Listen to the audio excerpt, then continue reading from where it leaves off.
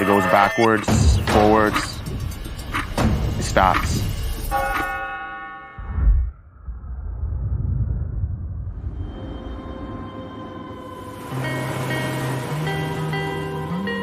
St. Croix is rooted in history. So much of it still remains untouched.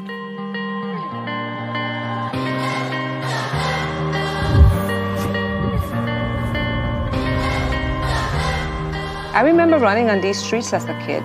This shop was right down there. It opened the same year I was born. This is where the original Crucian hook was born.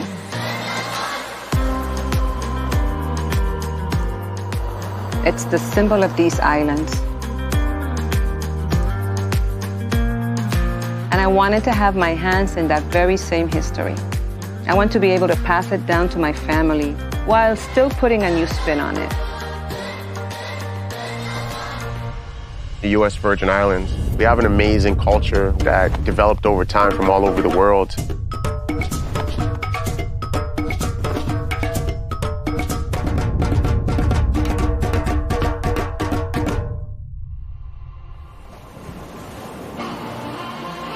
St. John feels so untouched. Being underwater is like another world. There's no worries, there's no stress. I can just escape. This is my happy place. My passion for scuba diving came at just being fascinated with the water and wanting to be a mermaid. And this is the closest thing I can get to achieving mermaid status. Canadians just love being outdoorsy. We live for adventure, so we love anything hiking, being on the water, diving, snorkeling, and St. John has it all.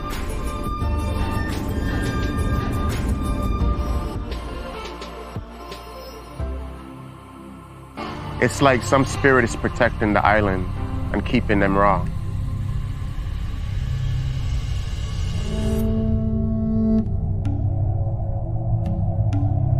The Makajumbi watches over the island. From up there, they keep the evil spirits away. Get down.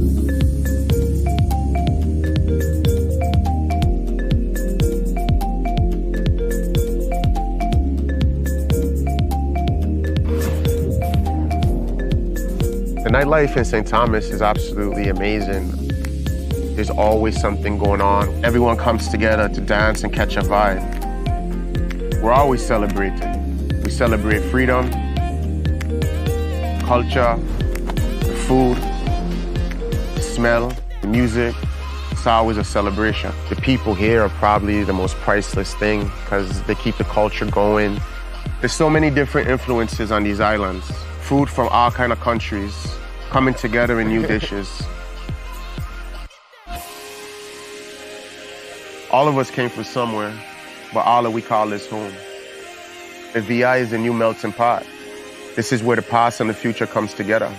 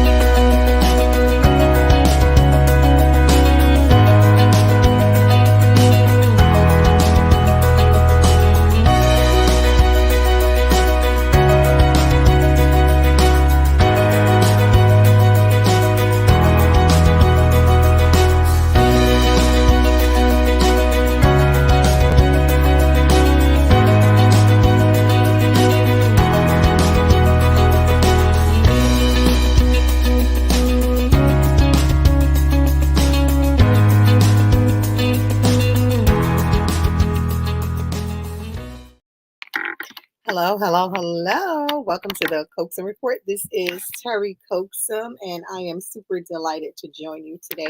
I have a super amazing guest that's going to be joining us, and his name is Niall Stewart. Now, in full disclosure, is my brother from another mother. How are you, Niall? I'm doing very well, Terry. Thank you for having me today. I appreciate it. And thank you for using that very old picture of me. I appreciate that. You're very welcome, Niall. I'm excited. I'm excited. You're at ND Stewart Capital now. Now, I remember going through some papers and running into a card from you from like Citibank. Yes. I was like, wow, I've known Niall a long time. So now, thank you for being part of the Coaxum Report. For those My pleasure. of you that are listening, you can catch this episode again on Amazon Fire TV. You can catch it on Android TV, on Apple TV, of course, on Roku. You can download the app at ourtv.network. And Niall, I don't know if you know, as they're watching us here, they're also able to listen to us on the radio at WSTX Bloomberg. So all over the world, you'll probably hear some of your islanders reach out to you and tell you they saw you on their TV, what you're doing on there.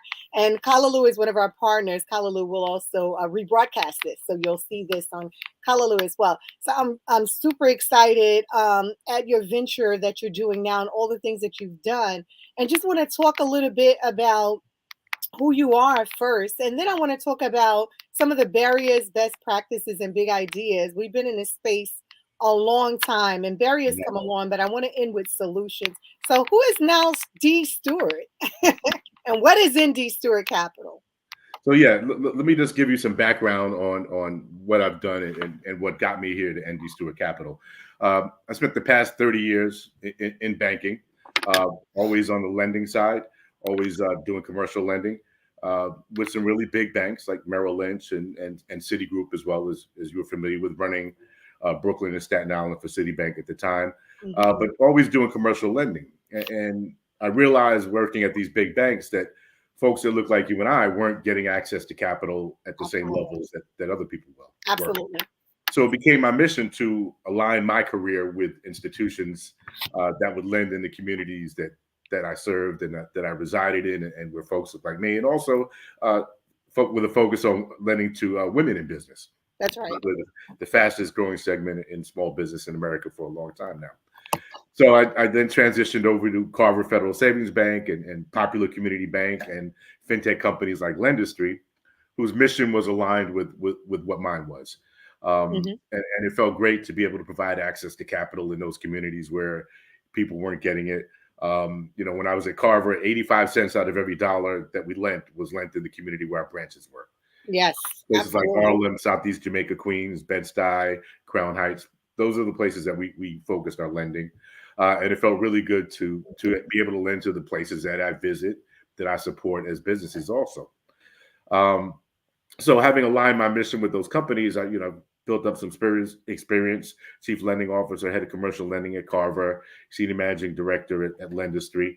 And I've decided that, I've been doing this for a long time. I've got connections and have established relationships.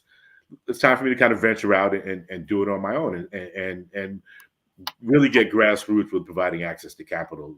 I could kind of direct where my connections go and bring people to the table. They say, if you're not at the table, you're on the menu. So bring people to the table and provide them with access. And, Terry, you've known me for over many years. Many years. You've been in the trenches. Yep. Right. I've been speaking at the MWE conference for the past 15 years, whatever it is, and events like that, the New York Small Business Expo, Private Lender Expo, those type of things. But now I'm able to really focus on where I want to focus, which is lending to folks that look like us, and particularly women-owned businesses. That's what's up. So ND Stewart Capital is not just providing access to capital, be it loans, be it equity. In some situations, I've helped people identify grants. It's providing technical assistance. So we're an advisory business. Okay. And we're also kind of a loan broker. We identify your needs with someone who's lending in that space that you may not be aware of. So we kind of take that worry away from you so you can focus on building your business. Absolutely. And we provide you with the capital to grow. Another great thing about it is giving me the opportunity. My son, who's a recent college graduate in 2020 during the pandemic, is working with me in the business. I see that. And I mean, that right there is the legacy in itself, making sure you're bringing him on and exposing him to this world. Because one thing that I can say, growing up in the South, we didn't have a lot of financial mastery, right? Right. So not just, people like to say financial literacy, that would mean you're illiterate. We didn't have a lot of financial mastery. That's That's the correct. part. And so bringing him into the fold, into the business, and showing him from the ground up how this works, I think is going to be so invaluable in his life. And so I want to commend you on that, because I do business development with small business, and most of our children don't want to work with us.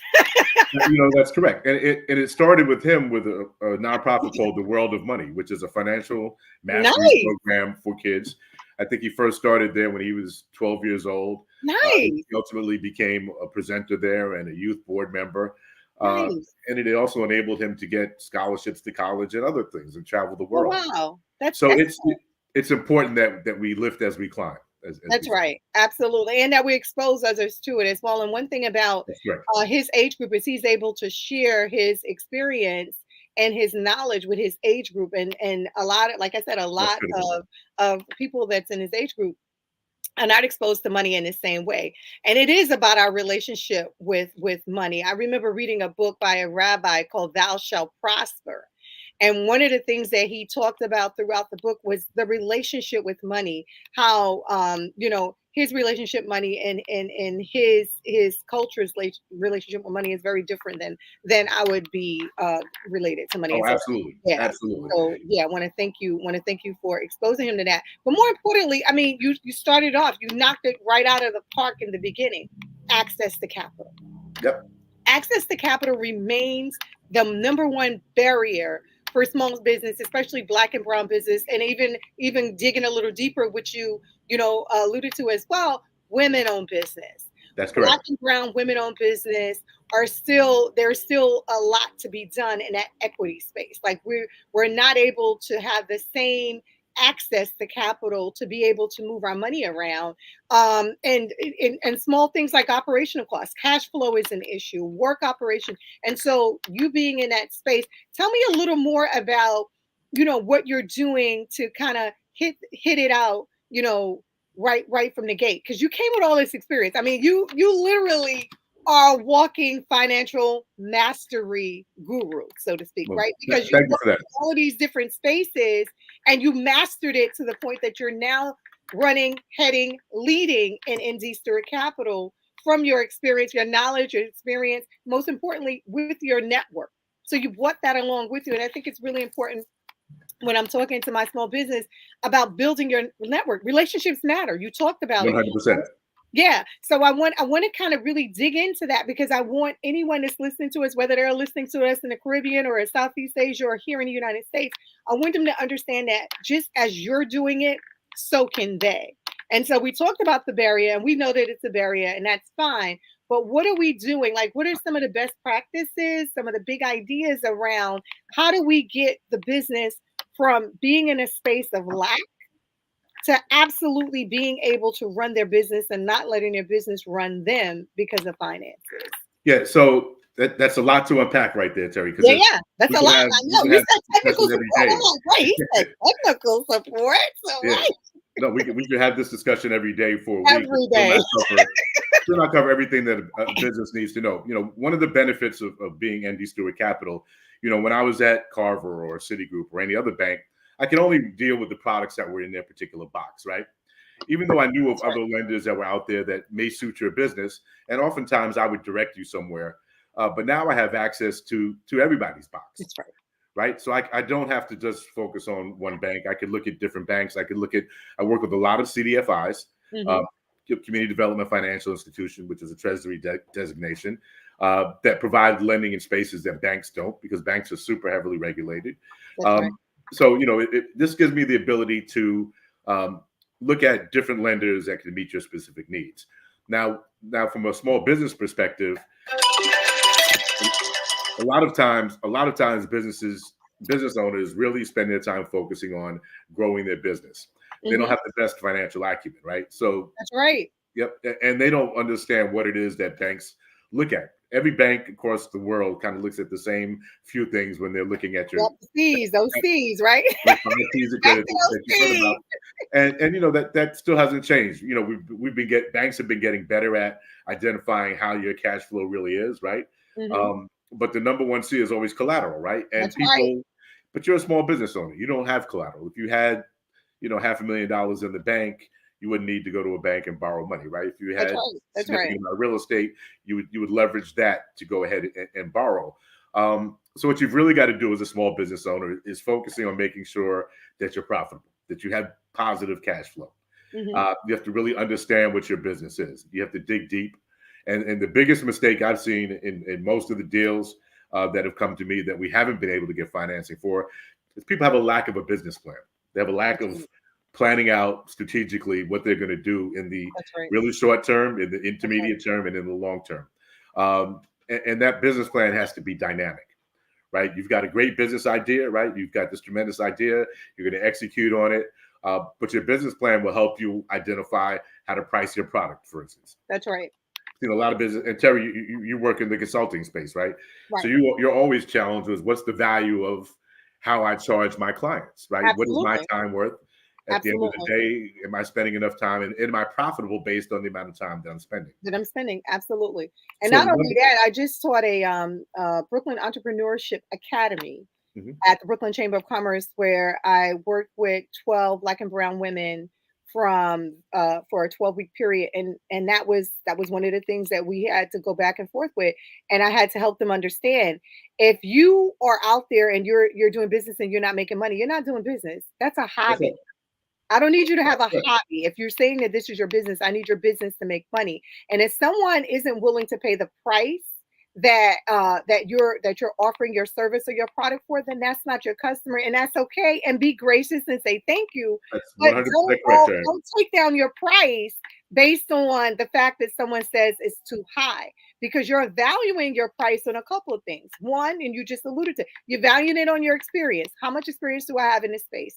You're valuing on how much time you're spending on that product or that widget or that service. And That's you're correct. also valuing it on what the market has to offer. And so you can't always be the person and say, well, I just want the client, because what you're going to do is water down your product, and you're never going to get what you're valued at. So if that's not your client, be okay with it and move Correct. on until you find your client. So That that's an excellent point. And I used to get that all the time from the students. Well, I call them multimillionaires. I made them all multimillionaires.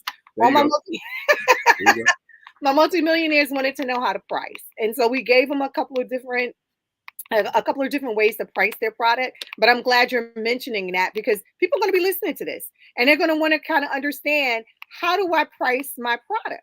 Your price of your product should not be less than what you put into it. That's not even a starting point. That's part of the point. And then you put in the product and your service and your time and your experience. So thank you so much for That's putting that in 100% there. correct. And the other side of that pricing your product is managing expenses. So I've seen a lot of small businesses that don't really have their arms wrapped around what their real expenses are. Hmm. So again, all that, you can work all of that out through your business plan. And there are CDFIs out there, and some of them, like True Fund, Lendistry, Carver has a community development List corporation. List has a program. Hmm. That LISC as well. And by the way, I sit on the board of LISC and the Brooklyn Chamber, right? So I'm Okay, on good. the Okay. advisory board for LISC and on the board of Brooklyn Chamber of Commerce's CDFI. Hmm. So these organizations provide, and this is one thing that a lot of small business owners don't know, they provide free technical assistance. They'll give you free information. SCORE, Service Corps of Retired Executives, That's right. uh, the small business developments, SBDCs that are all around the state and Yes. all around the nation provide free access to helping you develop your business plan.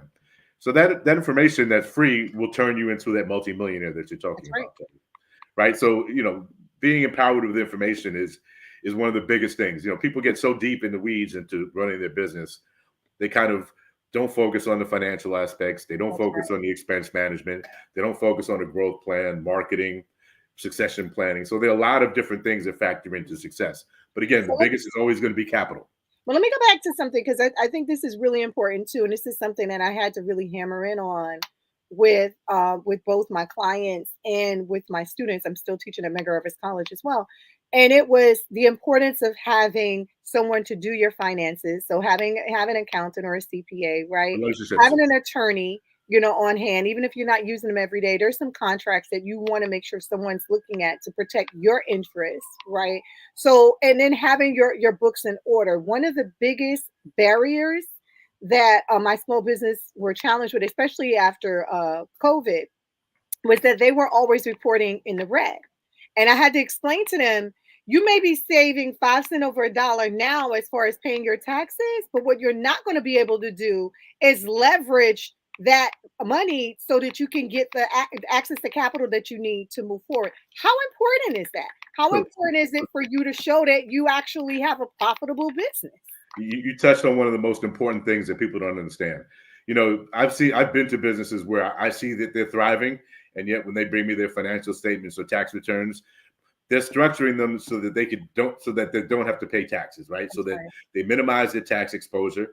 They have a significant amount of expenses, and then they come to a bank and want to borrow. So now you're not able to say, listen, I have this positive cash flow. Niles, you've seen my business, I'm making money. But everyone that's a lender is regulated by someone, and That's right. everyone that's regulated gets audited. We can't make loans based on financial statements or tax returns that show people in the red. That's right. So you are hurting yourself more. You're better off aligning yourself with a really good accountant, and you said attorney. And by the way, I say this all the time. Your lawyer, your banker, and your accountant are three people that work for you.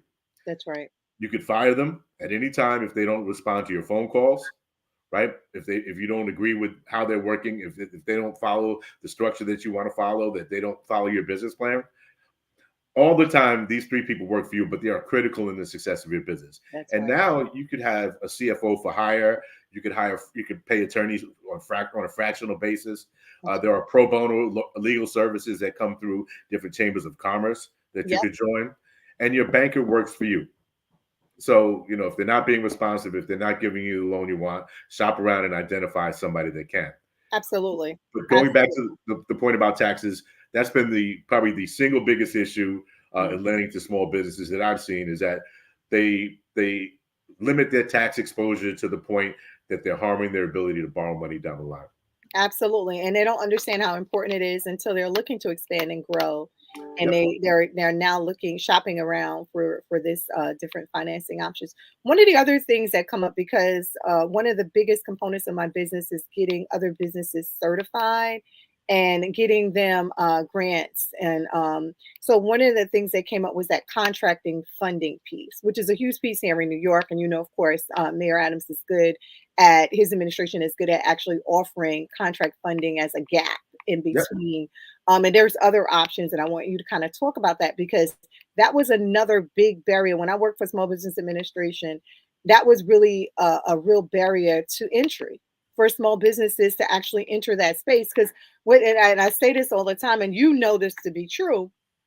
It's not as hard as you think it is to get a contract. So you can get a contract, but once you get Yeah. that contract, you have to implement that contract and then put in to get your monies, right? So no one's usually going to give you, here's your operational cost to do this contract. They're going to say you won the contract, send us your either your purchase order or send us your invoices, and you're going to get paid based on that. And so sometimes there's a gap in that funding. How do individual small businesses, they're in this space, there's $1 billion spend, it could be $1 billion lie if they can't have access to it. What are some of the ways that you would suggest that our small business, level up so that they're able to actually get the contract, execute the contract, get the funding from it, and move on to the next level? And unfortunately, we don't have that friends and family plan. I had a couple of small business owner of a different persuasion that said to me, we pool our resources, we give it to the business owner to be able to execute the contract, and We're then not good at that. on the other. We don't have that, We're not good unfortunately, at that. in place. So No, so fantastic question. About 13, 14 years ago, when I was at Carver, we did something with the School Construction Authority, and yes. our friend Michael Garner, Yep, Mike who started a program, small business mentoring development program. Mhm. And the biggest piece of it, it's great to provide technical assistance, but the biggest piece that started was mobilization financing for people that had contracts. That's right. So, and I'll give a real life story.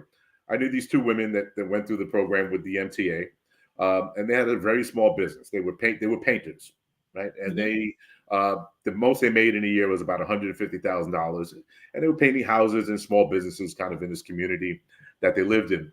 They went through the MTA program, and then they immediately got a contract for, I think, $700,000. Okay, we're going to pause right there because this is going to get deep and it's going to be layered. And I need all the businesses that are listening or anyone else that's listening to us today to understand how much was the contract again? $700,000. $700,000. We're going to pause on that $700,000 because we got to take a quick commercial break.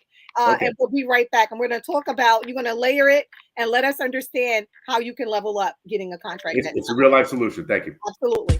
I used to watch BET, MTV, VH1, now I watch Tempo. Soca, Calypso, Reggae Dance Hall. Don't stall, better get tuned in to the tempo. Don't have cable, they got an app. Go to your app store, download that. Whether it's tourism, cuisine, or the social scenes, if it ain't Tempo, it's a rap. Who got the Caribbean views? Tempo. Mr. Latest in Caribbean news. Tempo. You tryna cook Caribbean food? Tempo. You know they got the music videos too. Tempo. Who got the Caribbean views? Tempo. Mr. Latest in Caribbean news. Tempo. You tryna cook Caribbean food? Tempo. You know they got the music videos too. Tempo.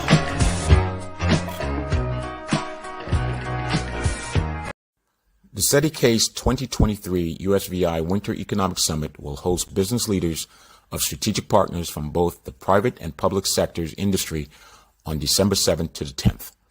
The Winter Economic Summit will bring leaders together to discuss diversifying the U.S. Virgin Islands economy to foster better international trade, commerce, capital markets, foreign direct investments, leveraging innovative technology to improve public infrastructure, building an integrated, robust tech sector, bringing thought leaders from academia and knowledge-based sector for research and development in the Americas, the Caribbean, and globally. You're invited to attend and participate and be at the Economic Roundtable to determine and to better align the U.S. Virgin Islands economy for the future. Register now at www.wintersummit.us.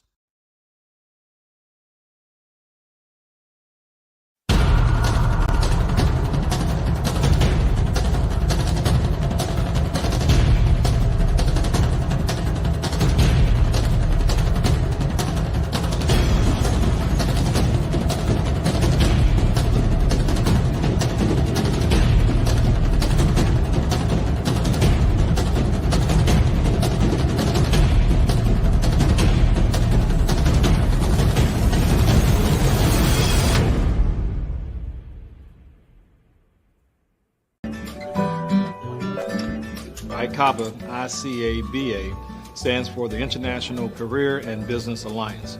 And basically, it's really about building, activating relationships that grow wealth. And what is ACABA doing? ACABA is putting you in an environment where you can rub shoulders, you can actually talk to wealth creators, to entrepreneurs who may look like you, who may come from circumstances like you, who may come from an environment like your environment. And then once you go ahead and grab that baton, you might say, well, this is possible. This individual over here did it, and now I can do it. So ICABA is raising our level of vision, and they're doing a fantastic.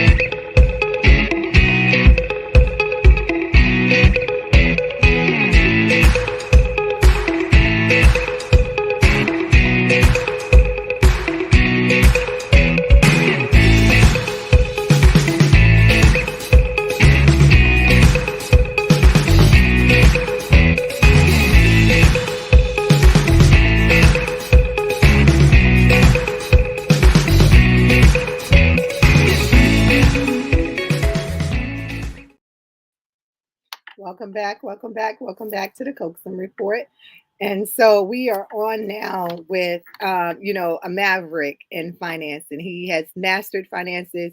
But more importantly, he's given access to small businesses and making sure they have the technical support and the know-how to be able to build and to grow. And so now was giving us a quick story before we went on commercial break about two small business owners that were painters, women, and they received a $700,000 contract. And so now it's going to tell you how it's done wrong and how you do it right. So you can absolutely be able to win in contracting. Talk to us now. Success is about preparation and luck, right? So that's right. Where the two of them meet, and luck is getting this contract. Not being prepared is the wrong way to go, right? To not have access. Right. And you don't get a do-over, unfortunately. No, you do not. It's not like a video game. So these two women were fortunate enough to have gone through this program. They were part of the portfolio that I managed when I was at Carver. I was able to give them mobilization financing up to 30% of what the contract was. So I was able to give these two women $210,000. Now think about what that means. Now they've got a $700,000 contract as a subcontractor to paint a bridge that connects New York and New Jersey. That's right. And so now what happens is they get the contract to paint the bridge. They're able to take this $200,000 and mobilize. They've got to buy trucks. They've got to hire people. They've got to get equipment, right? And they've got to be able to float all this and keep the lights on until they invoice the organization. That's right. Because government pays, but they tend to pay slow sometimes. That's right. I mean, you're in the space, so you invoice and you wait and you invoice and you remind and you wait. You hurry up and wait. Hurry up and wait. So, but this mobilization, it's called mobilization financing, was able to, and it's contract-based financing, was able to allow these women to get this $700,000 contract, execute on it, and continue to get more contracts. And now their business, last time I checked, a few years ago, was doing more than $5 million a year. Wow! With 75 employees. So think about the fact that they were prepared. They were able to get this contract financing and leverage it. Now, in my portfolio during the 11 years I was doing this program at Carver, I had one loan that went bad on contract finance. Wow. These government programs. And that was because the general contractor, the main guy, passed away during the project that he was working on. But other than that, these programs tend to be very low risk for banks and lending institutions, so they like them.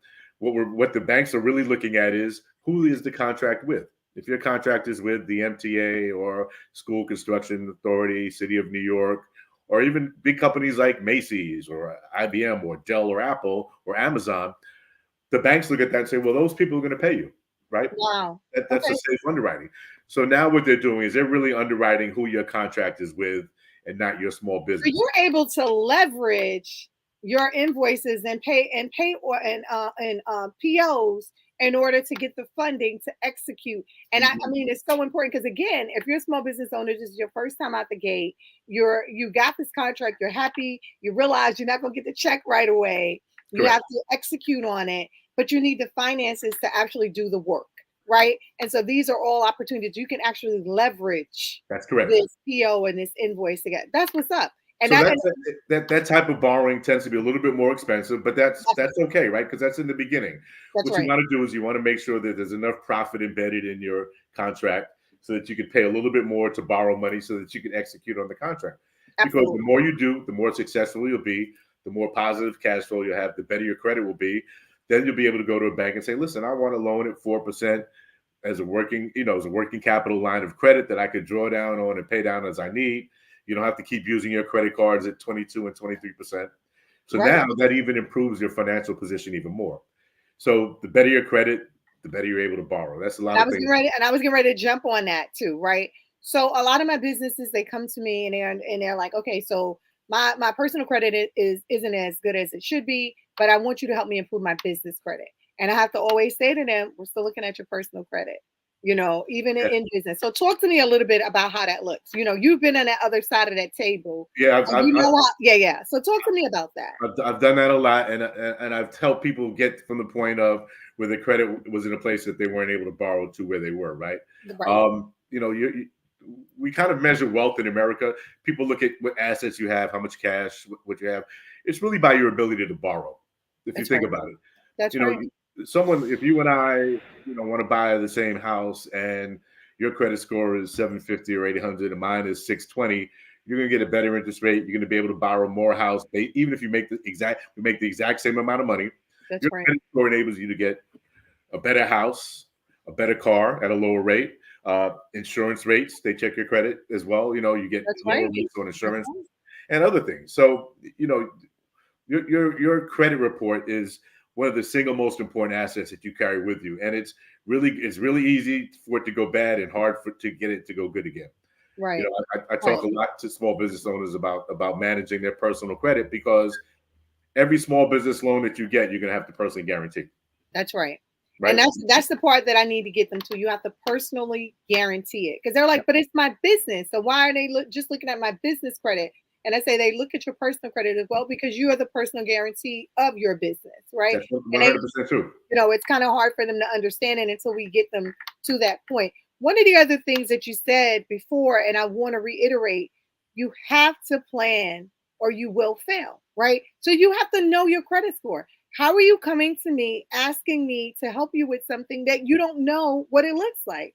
I That's need correct. you to pull your credit score. I need you to look at what is in front of you so I can help you explain it. I can help you get it off your credit. I can help you improve your prospects. But I can't do that if you're the person that owns this quote unquote asset and you're not familiar with what's on And it. it's Or easier now, Terry. It's easier now than it ever was to get access to your credit report. that's Right? right. You get a free credit Click of a report mouse.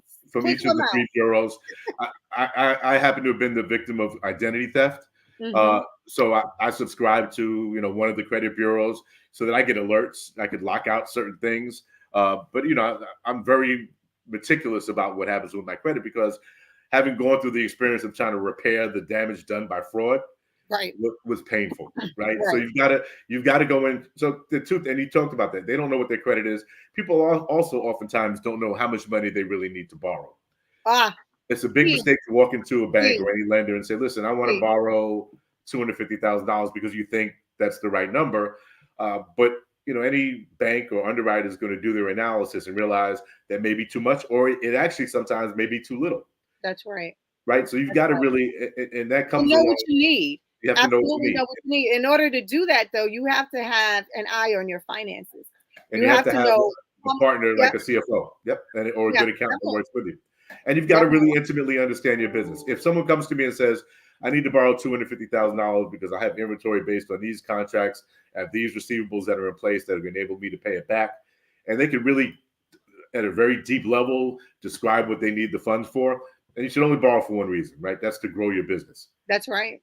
That's right. You're buying an asset, or you're doing something that's going to help your business grow and keep growing, right? So that's the only reason. You shouldn't borrow just so you've got kind of a cushion, because that's just going to be money that you're paying for that's kind of sitting there idle for you. That's right.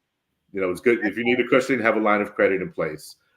Sitting on cash Talk is about that. Let's go back to that. Right. So, how do you get a line of credit? Because that's another question that I get asked all the time. Again, we went back to that whole credit card scenario, right? So now you're using your credit card to fund the things that you would have a line of credit cover if you had a line of credit, right? So correct. now talk to me about that. So we're talking about improving the finances, knowing your credit report, right? Knowing what's on your credit report, being able to get a handle on it. And there's so many services out here. Even my company, we clean up credit reports with our clients, especially we see the potential in our clients and they're going after these contracts, and we help them to understand your business credit is not enough, your personal guarantee is here, and so we need to get them where they need to be at so that they are going into this with confidence that That's they what, can yeah. take it to the next level, and not on the struggle bus, right? I want all my businesses off the struggle bus. I don't need them on the bus anymore.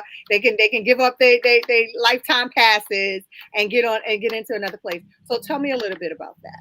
Yeah. So, again, it goes back to your personal credit, right? If you've got a 750, 775 personal credit score, and you're a small business and you go to the bank and say, "Listen, I've got my small business," they will offer you a line of credit when Mhm. you open your small business account. That's right. If they will literally provide you with overdraft protection on your checking account for your small business and offer you a line of credit based on your credit score. Right. So it's And we need to important. know to ask for it if they don't ask us, right? Right, Because if you don't ask for it, my mother still says this: a closed mouth don't get fed. Terry, So, let me tell you that is, and again, and I'm speaking to the folks that primarily look like us, right? You could walk into one of the larger banks, you may not get the offers that you would at a smaller community that's right. institution, right? So they, there may be offers out there that the banker is not talking to you seriously about. That's right. So I urge you to go into a community bank or identify a banker that really wants to work with you, that understands your business, your particular situation, the community that you come from, because they'll be more likely to work with you and not look at you as just a number, but look at you as an individual and have a relationship. You don't want any of these relationships to be transactional. You want them to be relationship based. That's right. And that's key. Relationships matter. And I want to go back to that because, the inequity was so prevalent when when we were going through and then out of COVID, that a lot of the big institutions started offering those services to small business, that technical support. I know Chase in particular, I had a Chase mentor, Joy was one of my Chase mentors, and she was phenomenal. I mean, she went from everything to having me come out to the Apollo, to to one of the business pitch things, to offering clients, showing me where clients, like all of this stuff I had no idea. And these are things that it's not that they hadn't done it before. They've been existing for decades, right? That's right. So you talk about Chase. It's funny. During the pandemic, I was at Carver Federal Savings Bank at the time, and through Harlem and Central Brooklyn, I had hundreds of clients that came to the bank that could not get their PPP loans through the larger institutions, because right, and we were able to, even though we weren't their primary institution, we were able to provide them with access to that because we're mission driven. So my company, ND Stewart Capital Advisors, is mission driven, right? So we're not looking at maximizing the numbers, right? We're looking at focusing on what our mission is and creating growth and generational wealth for people that look like us. Right. But these programs are out there. So again, so and we just don't know. So again, and they get credit for that though. They that's a whole. We're not even gonna get into that. But working for the government, you realize, they're actually getting credit. Banks want to make loans. Without making loans, banks don't make any real money, right? You get a little bit of money by taking people's deposits and having services, but the real revenue driver for banks is lending, right? For some banks, it's credit cards because that's very high risk, but that's why it's 23% interest. But for most banks, it's commercial real estate and it's small business lending. That's right. That's their bread and butter. Right. And so it's important for us to understand it, especially, you're coming out of this space, how this space works. You're in ND Stewart Capital now. You're offering non-traditional avenues of lending to small businesses, Black and brown, and women especially, making sure that they have the access to capital to be able to grow their business. And I think it's really important what you said before. The only reason you should be borrowing money is to grow your business, right? And so if you are following this prescription that Nile is putting out there, we understand that there is a plan first, right? So you have your business plan in place. You know the direction of your business. You know what to expect. And of course, things happen and you're going to have to, switching things around, be a little flexible in some areas, but you know the direction of your business. As long as you know the direction of your business, you know what to ask for. And a closed mouth don't get fed. So you're able to ask for what you need. You're able to go after the government funding as well as contracts. It's $1 billion spend. But again, I keep going back to the $1 billion lie if you don't have access to it. And it's just $1 billion for New York City. If you factor in the state, and when I was at Carver and Lendistry, we lend nationwide, right? So I've done loans in probably 30 of the 50 states, right? There's a lot that I haven't lent in, but these programs exist on state levels. The government has an initiative through the infrastructure plan. There's a small SSBCI, right, which is money that's available to each state to provide non-traditional loans. So there are programs that are out there. You just have to identify where they are and work with people like you, Terry, and me that can help you identify these opportunities. And once you identify them and you get in, then you start getting all this other information that's out there. That's right. That's right. And that's what helps you build and grow. I can't tell you how many businesses I've done multiple loans through contract finance, to the point at a small bank like Carver where they didn't even need me anymore. They were able to go out to a really large bank. That's a good problem to have. That's my ultimate goal, right? I want you to outgrow. Yeah. I want you to be able to right. outgrow the services that I provide, where now every bank is climbing over themselves to get to you and give you that loan. And then maybe you'll refer someone to me, and that's how my business grows. Right. And the one thing that I want to say to all of those that are listening to us today is this is how you do it. Right. So I love to come on this show each week, giving the barriers of best practices and most importantly, big ideas and solutions. Right. So it's one thing for me to get on and say, oh, the biggest barrier is access to capital and then leave it there. But that's not what we're here to do. Right. We're here to make sure that you understand that there is access to capital and there are some things that you do to set yourself up so that you're getting the best product at the best time for your business. Just like Terry, can I just touch on one thing also? There's also bad actors out there. Oh, and yeah, absolutely. There are predatory lenders that exist in the small business space. A lot of them are the merchant card advance people. I can't tell you how many of those loans I've refinanced because they become so expensive that people are paying 40-45% APR on an annual basis. Yeah, because you're paying every day, right? It just compounds your ability to be able to make money. So I want to warn people about the bad actors out there. If something sounds too good to be true, oftentimes it is. It's funny that you say that because I get the merchant cards every other day in the mail. I get text messages now. They're savvy, right? Oh, you may need a loan. Here is an opportunity. And I'm looking at it like, nah, delete. You're getting emails. You're getting inundated. And then that's why I tell my businesses, if you're having a problem, come to me so we can walk you through the steps that you can get what you need and be able to pay it back.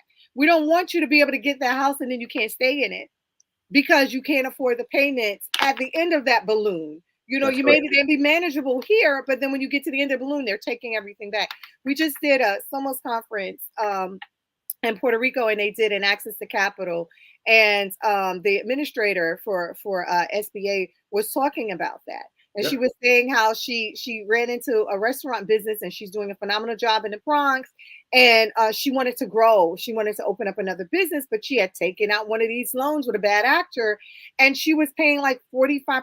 And so it was hindering her ability. So she was asking for an amount that would get her to other business, but she wouldn't have been able to maintain it with that bad actor. So it was like 45% of it was ridiculous. She didn't want to hear what the administrator had to say. She's like, you got to close your business. You got to close. You can't grow another business here. You got to close one of these to be able to get a handle on that to do. And she didn't want to hear it. Yep. You got to close it or refinance it out, which oftentimes is almost impossible because you borrowed. So people layer them on top of each other also. Yeah. And I've seen so many businesses almost destroyed or some destroyed as a result of that type of predatory lending out there. Yeah. And so be aware, this is a red flag. We're waving a red flag, flag on a play. Don't do it. I mean, I understand that you get to a point that you're like, okay, what do I do now? And what I'm saying to you is look for an ND Stewart Capital. Look for someone that can assist you with getting your credit in order, the technical support you need. Maybe it's processes. Maybe it's the process and how you're doing your business that you need to upgrade or you need to change so that you're able to work efficiently and effectively. So you're able to work your business and not let your business work you.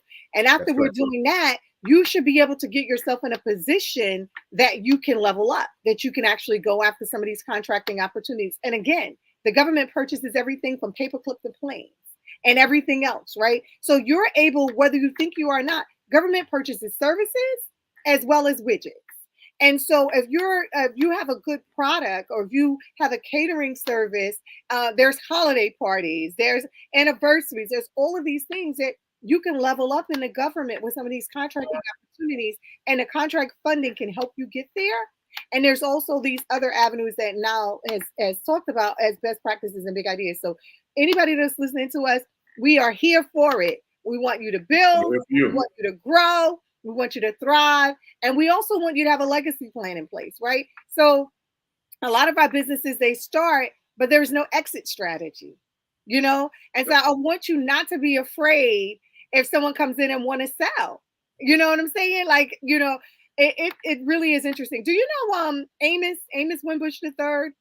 Yes. Yeah. So Amos, right? So Amos, I had him on my show and I knew Amos. I've known Amos for a little while, but I remember when Amos first started out, he was getting ready to record some music, and his phone, he went into the studio, paid his time, his phone crashed, and he wasn't able to get his studio time, but he couldn't get his money back. So he decided to create the technology to sync your phone and your computer together. Now we use that technology all the time, right? And so we think that it just came. So by the time he was 28 years old, he's a $28 million man. But I say that to say he's a serial entrepreneur and has started so many business in between that time, and each one is more profitable than the last. So I want my small business owners to understand, you may have the best business right now, but don't be Blockbuster. If Netflix want to buy you and if the price is right, yes. Be ready to entertain and perhaps move to the next great idea. People need to think about, when you start a business, only three things can happen. That's right. Only, you could grow, you could sell, or you could die. Right? Wow. That's it. That's right. That's why I never thought about it like that. Yeah, some business kind of meander along, right, at one level, and like you said, in a way, that's kind of a hobby. It's providing you with a certain lifestyle. Right. But really, if you're really serious about your business, you want your exit strategy. You want to either grow, you're going to sell, and if you don't do one of those, if you're not growing and you're not planning to sell, your business is going to die. Right, and we don't want any business. We don't want any business dead on arrival. We want them to thrive. No. We want them to grow. We want them to sell. We want them to be the business that you envisioned from the beginning and grow into something so much bigger. We want you to scale. We don't want you to be stagnant. We want you to scale. Correct. So it really is important to do that. So I mean, the time is winding down, unfortunately. But I want to get into one more thing: best practices. Best practices.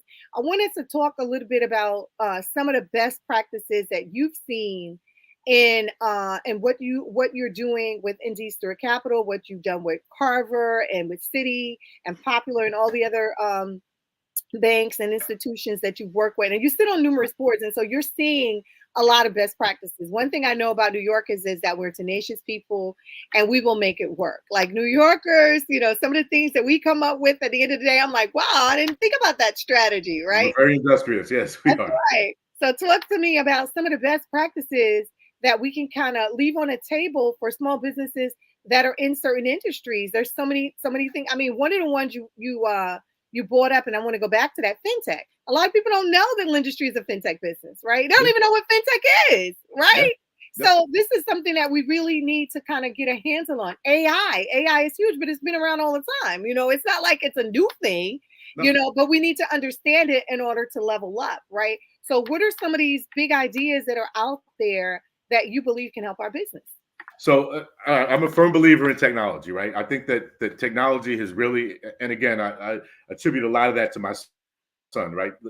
He helped me understand crypto in a way that I just couldn't possibly understand it, but that's something that's right within his wheelhouse. But I'm a firm believer. Technology makes a lot of things easier. So, a lot of small businesses are reluctant to use all the online resources that banks provide them with.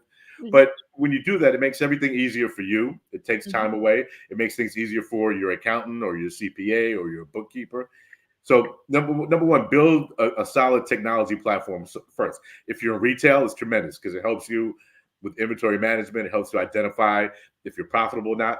If you're in the services industry, it helps you provide ticklers to remind you when people haven't paid you. That's right. When you're invoicing people, when to follow up. So build a strong technology platform.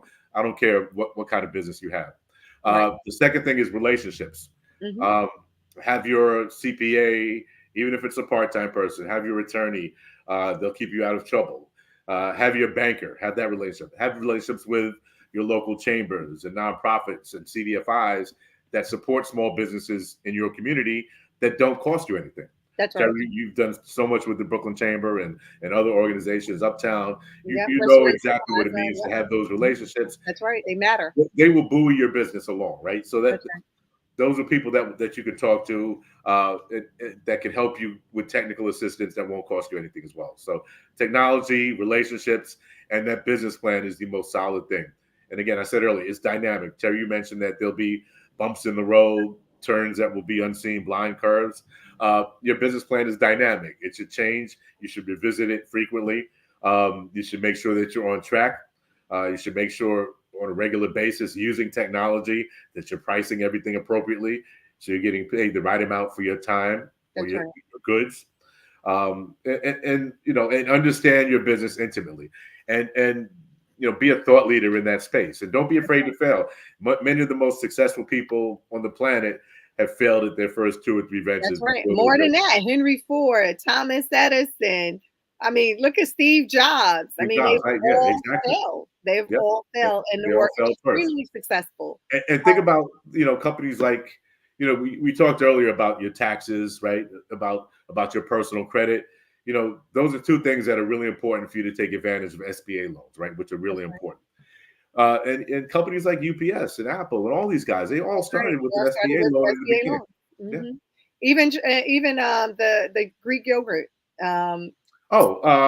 They did it through NYBDC in New York. That's right. I sat on their board and approved the loan for them when That's right. the loan came through, right? And it's so funny when he tells the Chobani. story. Yeah, Chobani. And when he tells the story about, getting a flyer and saying, I want to buy this warehouse, and folks looking at him like you're crazy and get this SBA loan. And now, Now he look changed at the face of yogurt, right? I don't know what that $300-400 million a year company now, right? So you think about someone that starts in their house and ultimately become, they start in their kitchen, ultimately become a $500 million company. It's Right. real. And not only that, I want to share a story that I love intimately.